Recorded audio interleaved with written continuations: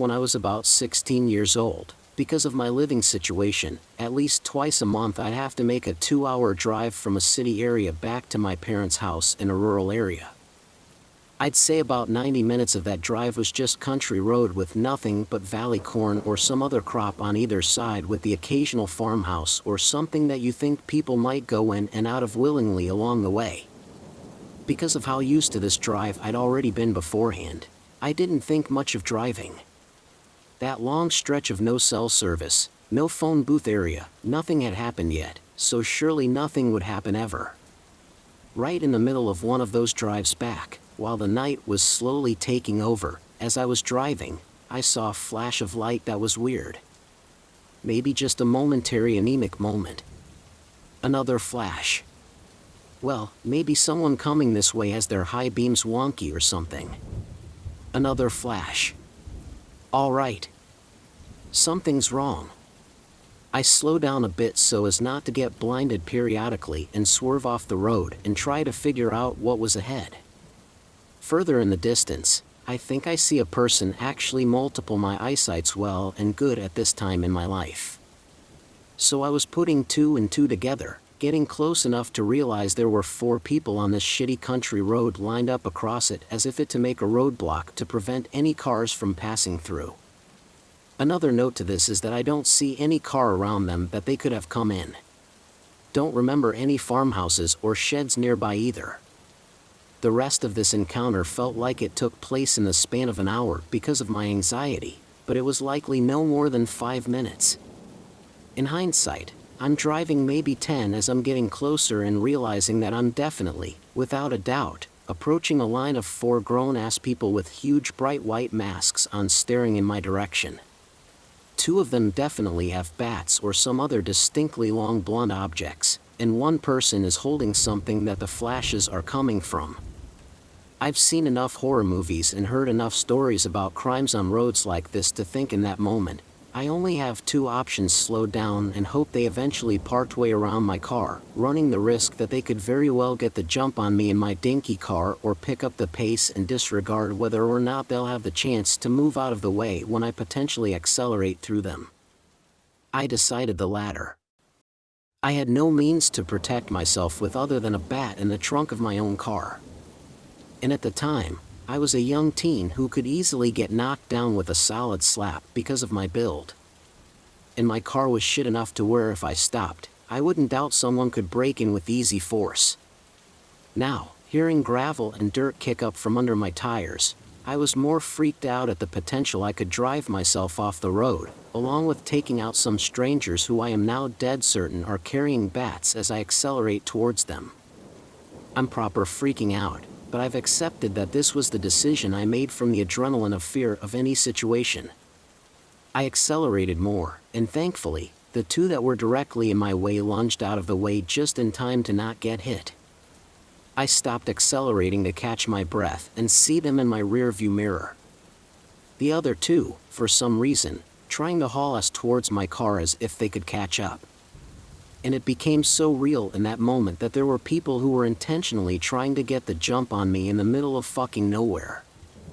Probably not just shit kids trying to get the kicks and giggles out of freaking someone out, but real adults trying to harm someone that came that way. I just focused on driving out of there as fast as I could. I focused on going forward, didn't turn the radio back on to distract me, and felt shook by the experience in general. The most fucked up part, honestly, was getting home and realizing that part of what I was driving on wasn't gravel. It was nails that were now embedded into my tires. Praise whatever God may be out there for me somehow having those sturdy tires. I didn't tell my parents the full story about what happened, and they just assumed I was being reckless and someone was playing a prank. I told the story to some of my friends and they told me I probably wasn't in any serious situation and they were just trying to get a scare out of me, especially since being in a car was a pretty big advantage in the situation, which I can't deny still creeped the absolute hell out of me. And I remember it every single time I drive down a road that looks any type of similarity. A few months ago, I was partaking in one of my many late drives. I usually just drive around if I'm stressed or go sit by the water to clear my mind, and it's a total mental health saver. Anyways, after about partway through my drive, I decided to go park at the entrance to a popular walking trail. I figured it was late so nobody would be there to complain about me blasting my music or relaxing in my car. Note that you drive to the trail by taking a narrow and bumpy dirt road, and the speed limit is 20 kilometers per hour, but it's full of massive potholes, so you usually have to drive pretty slow or you'll screw up your car. After navigating the narrow, pothole-ridden road like an expert pilot, I arrived at the parking lot in one piece, but much against what I expected. There were 5 or 6 cars spaced out along the parking lot's edge, and one closer to its center. This, on its own, isn't too out of the ordinary, however. It was close to 2 a.m. at this point, so I was a little creeped out, but it didn't really faze me. After I found a spot close to the middle, I noticed that none of the cars had any lights on, not inside or out. This was odd, as I'm pretty sure people don't usually go for group walks at 2 a.m. And if someone was sitting in them, you'd see the center console lights or something else light up at the very least. After all, who wants to sit in complete darkness? Not giving it much more thought, I cranked up my music and laid back while staring at the sky. Nothing happened until 20 minutes later. Like clockwork, car engines came to life and headlights cut through the dark. Each car, except for the one by the entrance, left in a line as if connected by a chain. At this point, I felt like something was off. It just didn't make sense. After seeing the line of cars leave, I figured I should head home myself, so I started up my car and began backing out of my parking space. As I did the last cars, high beams came on. This made it so that I couldn't see what I was doing, and it annoyed me, so I finished pulling out a little too quickly and went to the road. The other car followed. As I slowed down to avoid the potholes, the other car sped up. This continued until they were directly behind me. Keep in mind I still couldn't properly see as they left their high beams on. This freaked me out, so I decided to speed up drastically, and as expected, the car behind me did the same. At this point, I was traveling down the narrow road at about 60 kilometers per hour while gritting my teeth over all the expensive sounds coming from my poor car. But the car was still tailgating me. I began to freak out, slamming my gas pedal into the floorboard and attempting to speed off. But to no one's surprise, this didn't seem to shake them. We were no longer on the narrow road at this point, but rather a connecting road to the main one. I was scared.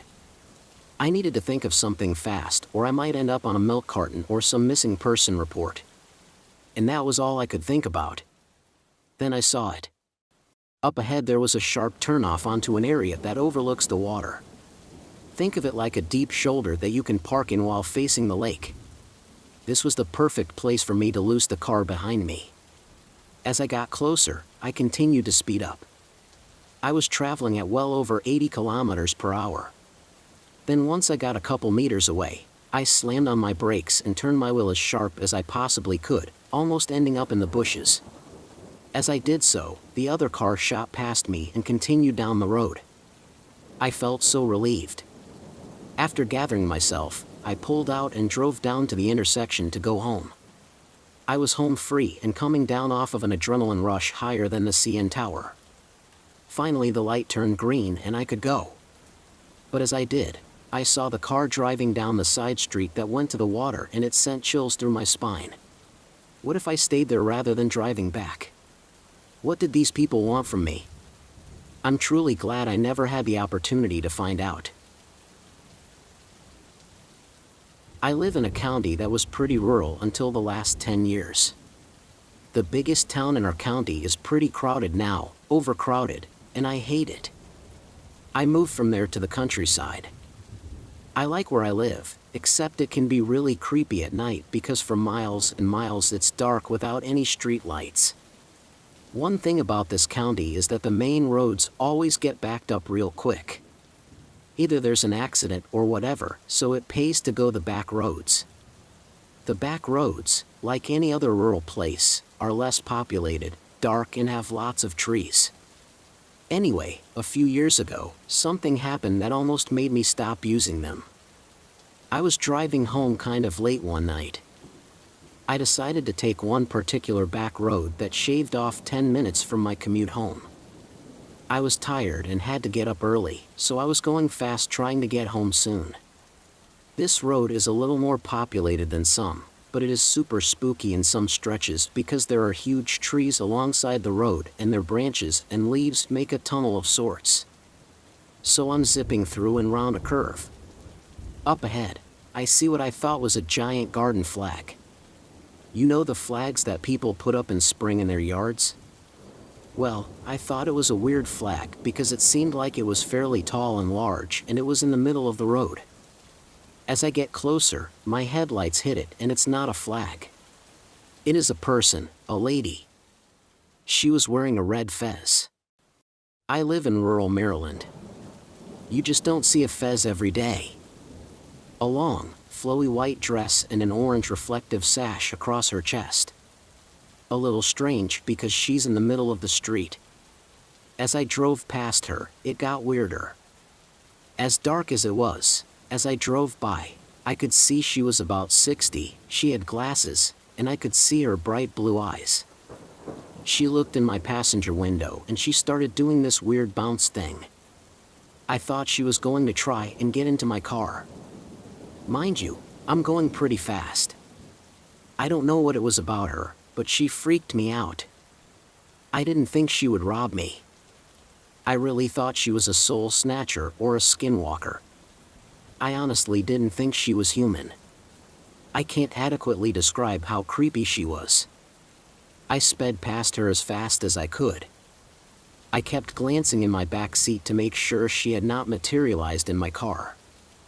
I prayed, recited scripture, and kept watching my rearview mirror. It was spring, so a little warm, but I felt bone-chillingly cold. I finally make it home and I run in to tell my mom the story. I got in just as my brother was telling my mom about this weird lady he saw as he was driving. It was the same lady, but he saw her at the intersection from the highway and the back road, whereas I saw her further down the road. We both had the same reaction. She also tried looking in his car. She was also bouncing around when he saw her. He said there was a car in front of him that sped off when they drove past the lady. My brother was so freaked out that he won't travel that road anymore, even during the day. Eventually I found out that the lady lives in the woods. Apparently, at one time her family lived on that road. Her father was ill and she tried to take him to the hospital. He died on the way there, and she drove around with his body in her car for hours. I guess she has mental health issues, and I think she lost the house or got kicked out. I have friends that live off of that street, so when I was talking about it, they knew exactly who it was. I still go on that road, but I haven't seen her since. I do hope she's okay, but I really do not want to run into her again.